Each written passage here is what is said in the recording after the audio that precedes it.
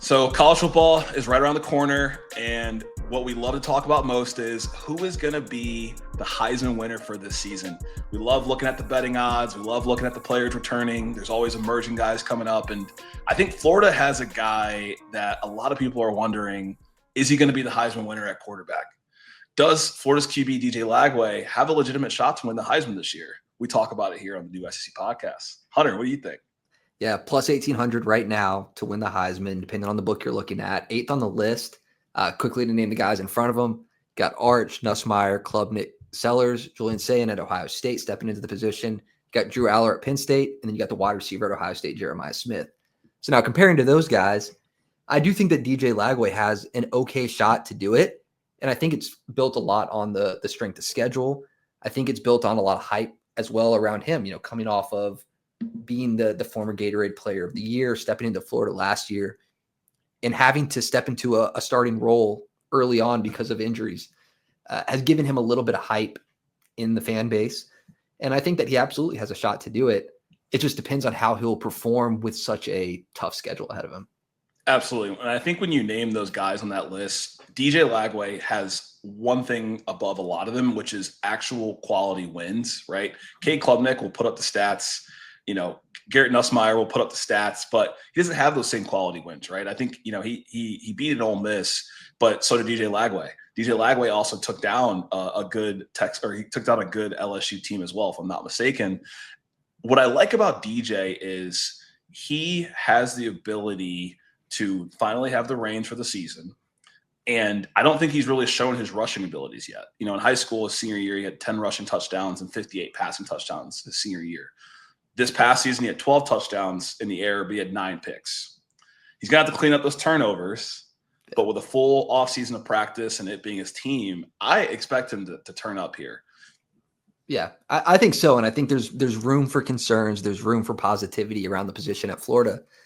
The concerns you mentioned, the turnovers, I think a lot of it, you have freshman jitters. You have him coming into, a game where, he might not have been fully prepped for it. The game plan might not have been built around him. I think that's one key concern from last season that hopefully could be alleviated. I'm a little concerned about the receiver core for him. They drop off Elijah Badger to the Chiefs. They drop off Chimere Dike to the Titans. So you really do have Eugene Wilson being your wide receiver one as the only really, in my eyes, proven guy there who's coming off of an injury. So we really didn't get to see a full spread from him last season. It's not about the receivers, it's about the quarterback when we're talking about the Heisman, but I don't know, pretty big part of it. But I do think there's a lot to be positive about with this guy. Deep ball, phenomenal. Yep. And I think you bring up a good point, right? When I think about winning the Heisman at the quarterback position and the skill set that DJ has shown thus far, I wanted to look at, okay, what quarterbacks have won the Heisman in the past? And Stetson Bennett made it to New York off of 27 touchdowns and 3,400 yards. DJ last season had 1,900 yards in 7 games.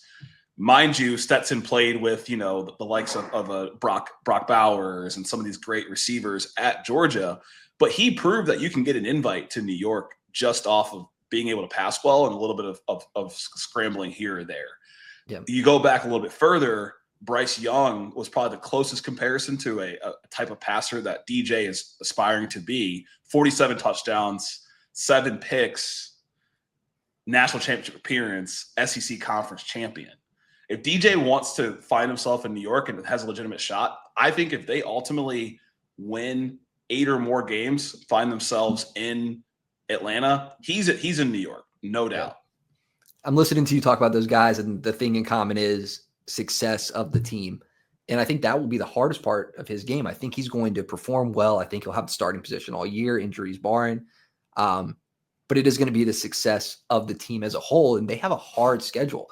Yeah. I think they're one of the teams that has a claim to the hardest schedule. Vegas right now has their projected win total at 6.5.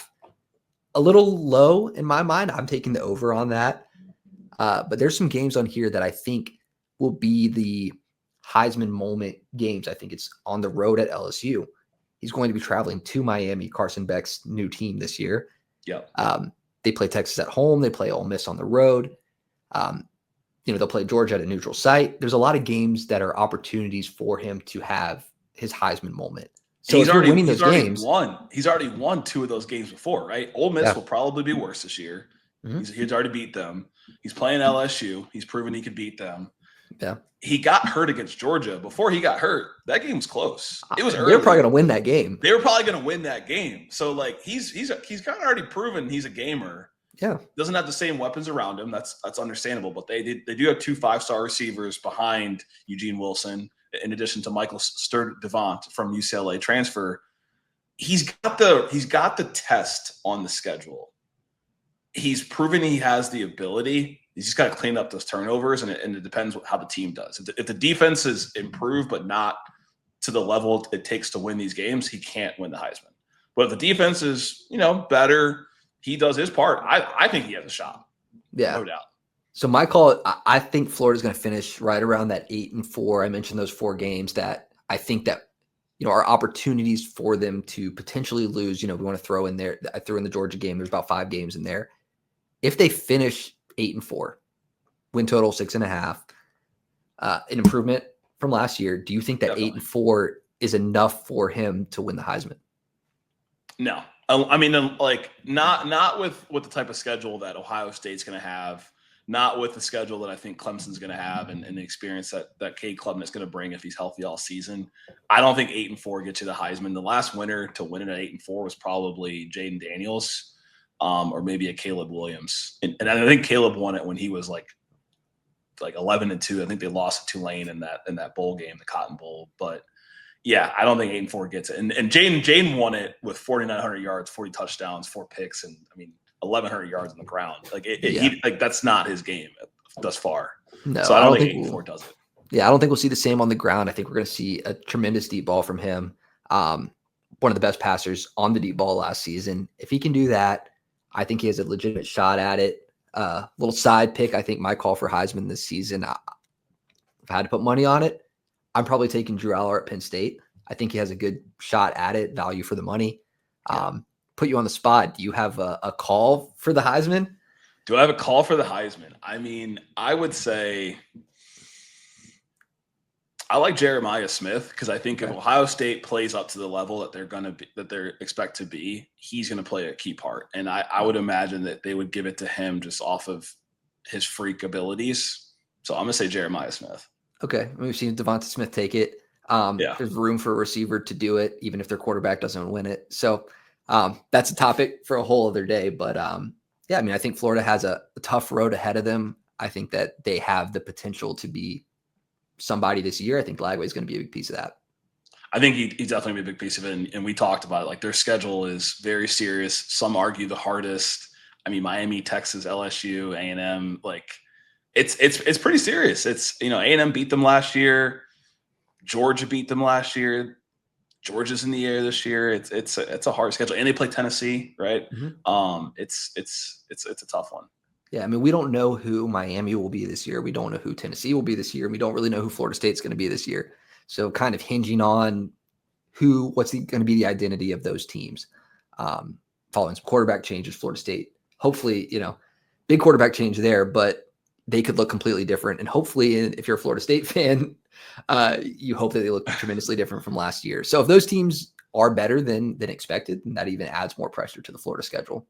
No doubt. No doubt. And in that case, I mean, because he has those good out-of-conference games, like say Florida State is good, that type of win could help him with his resume as well when it comes to winning the Heisman. Adds one more notch to the belt. So let us know your Heisman pick. We got some favorites in here still in the SEC with Nussmeier, Arch Manning. If you like somebody else or you think there's going to be a dark horse that comes in, let us know.